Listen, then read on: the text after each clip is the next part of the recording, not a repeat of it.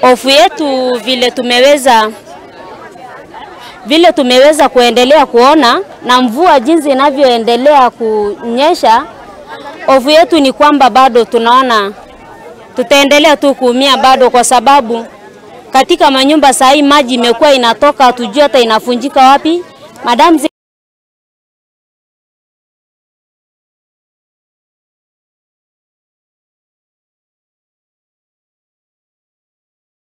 tunaenda kando pali maji hajaweza kufikia.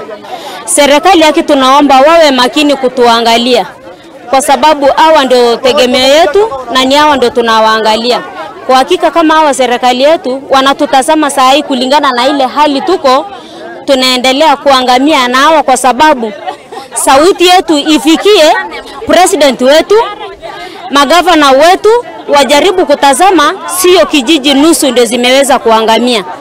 Tungeomba serikali ya national government pamoja na county government wakaweze kuleta tractor ya kufanya hii maji itoke, idirectiwe, ifuate barabara, iingie kwa hiyo kalabati na iende kwa mto, kwa sababu hiyo ndio rahisi. Bilangu kubwa ni NGOs, wafadhili, wale ambao wako na msaada na saidia watu, atokezee tuweze kusaidiana. Asangaramara division watu wote wanaumia.